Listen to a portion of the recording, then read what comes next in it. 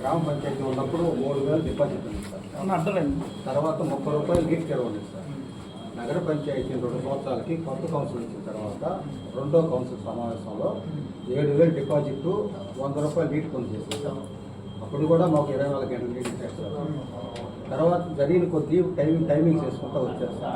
ఇప్పుడైతే 5 నుంచి 10 ఉదయం 10 గంటల దాకా, సాయంకాలం 5 నుంచి 9 దాకా వస్తున్నాయి సార్. 10 గంటలు ఇస్తున్నాం సార్. వచ్చి కూడా సదరంగా రావట్లేదు.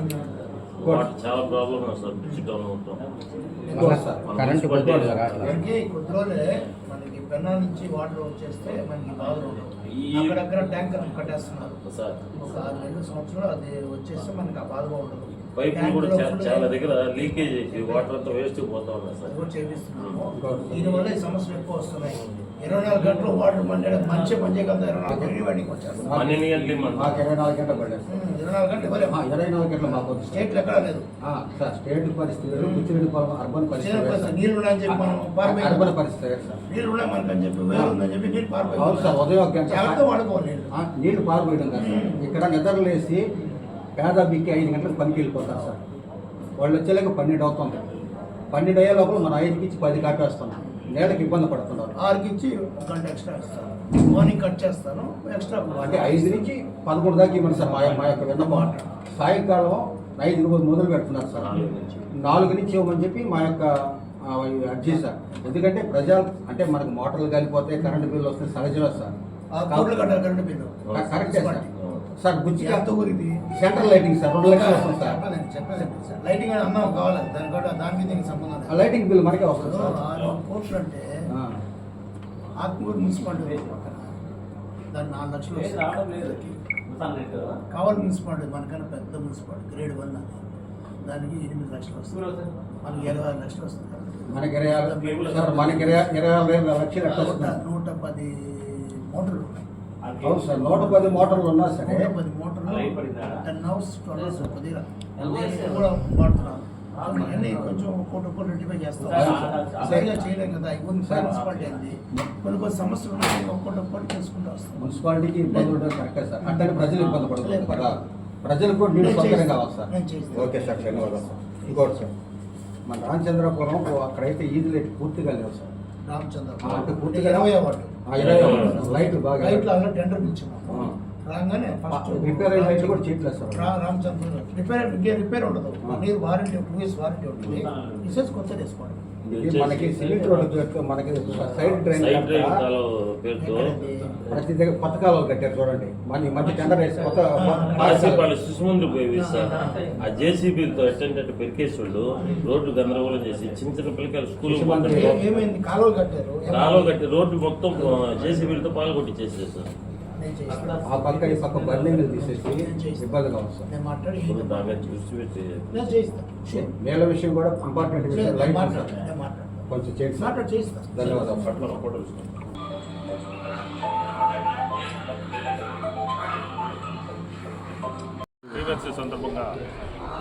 గ్రీవెన్సీ సందర్భంగా బీజేపీ పార్టీ తరఫున జనతా వార్డుగా ఈరోజు మున్సిపల్ కమిషనర్ గారికి నీటి సమస్యపై, రోడ్ల సమస్యపై అర్జీ ఇవ్వడం జరిగింది.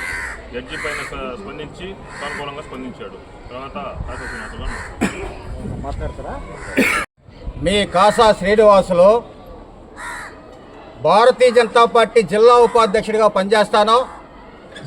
బుచ్చిరెడ్డిపాళెం అర్బన్ ఏరియాలో కాపురం ఉంటాను. బుచ్చిరెడ్డిపాళెం గ్రామ పంచాయతీగా ఉన్నప్పుడు ఎవరన్నా మంచినీటి కుళాయి కనెక్షన్ తీసుకోవాలంటే ఆ రోజు పంచాయతీ వారు డిపాజిట్ కింద 3,000 కట్టించుకునేవాళ్ళు. కుళాయి తీసుకున్న తర్వాత నెలసరి నీటి పన్ను 30 రూపాయలు తీసుకునేవాళ్ళు. నగర పంచాయతీగా మారిన తర్వాత 2 సంవత్సరాల పాటు అదే డిపాజిట్ కట్టించుకుంటూ, అదే నీటి తీరువా కట్టించుకుంటూ 24 గంటలు బుచ్చిరెడ్డిపాళెం ప్రజలకు మంచినీళ్ళు ఇచ్చేవాళ్ళు.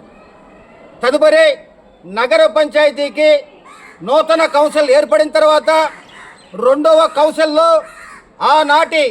ఆనాటి ప్రభుత్వం అరాచకంగా ప్రజల నడ్డి విరిచే విధంగా 3,000 ఉన్న మంచినీటి డిపాజిట్ని 7,000 రూపాయలు చేయడం జరిగింది.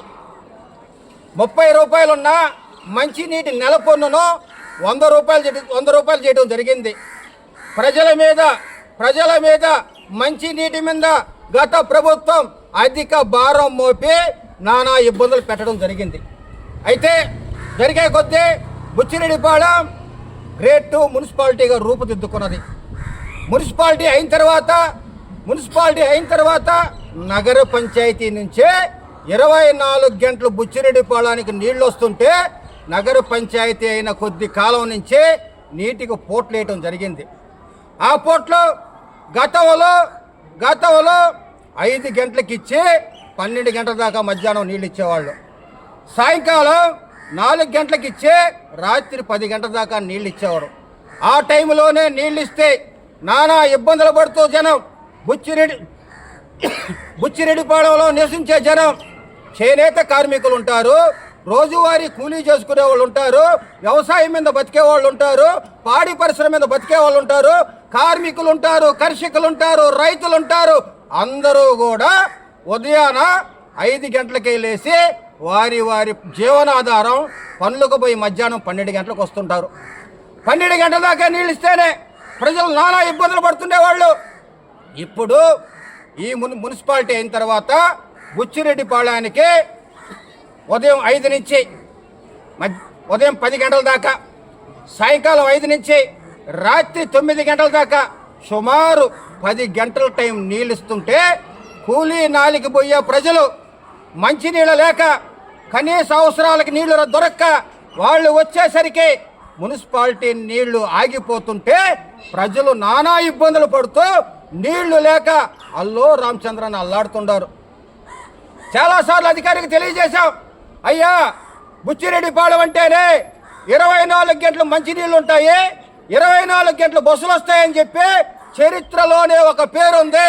అటువంటి బుచ్చిరెడ్డిపాళెంకి మంచినీటి కొరత వచ్చింది. మంచినీటి పోట్లేస్తున్నారు, నీళ్లు లేక జనాలు అల్లాడుతున్నారు, పోటలు మార్చండి అని చెప్పి అనేక సార్లు గత ప్రభుత్వంలో కూడా అధికారులకు అర్జీలు ఇవ్వడం జరిగింది. అయితే నాటి నుంచి నేటి వరకు అధికారులు నిమ్మకు నీరెత్తినట్లు మరలా కూడా టైమింగ్ తగ్గించి మోటార్లు గాలిపోతున్నాయి, కరెంటు బిల్లు ఎక్కువ వస్తుంది. వేరే ఊర్లో 2 గంటలే ఇస్తున్నారు, కావిల్లో 3 గంటలే ఇస్తున్నారు, బద్వేల్లో 5 రోజులకు ఒకసారి నీళ్లు ఇస్తున్నారని చెప్పి సోకులు చెప్పి ప్రజల్ని ఇబ్బంది పెడుతున్నారు. మేము ఒకటే ప్రశ్నిస్తున్నాం, అయ్యా కరెంటు బిల్లులు పెరిగినా మోటార్లు కాలినా అది మన ప్రభుత్వం చేసుకోవాల్సిన పనే, మన అధికారులు చేసుకోవాల్సిన పనే. మోటార్లు కాలుతున్నాయని కరెంటు బిల్లు ఎక్కువ వస్తుందని ప్రజలని దాహార్తి తీర్చొద్దని చెప్పి మా ఎన్డీఏ కూటమి చెప్పడం లేదు. మా ఎమ్మెల్యే గారు గౌరవనీయులు కోవూరు శాసనసభ్యురాలు శ్రీమతి ఏమిరెడ్డి ప్రశాంత్ రెడ్డి గారు చెప్తున్నారు, ప్రజలకి ఏది అవసరమైతే అది చెయ్యండి, ప్రభుత్వం నుంచి నిధులు రాకపోతే నా సొంత నిధులు ఇచ్చైనా సరే బుచ్చిరెడ్డిపాళెం అర్బన్లో కోవూరు నియోజకవర్గాన్ని అభివృద్ధి బాట తీసుకోబోమని చెప్పి మా ఎమ్మెల్యే గారు చెప్తున్నారు.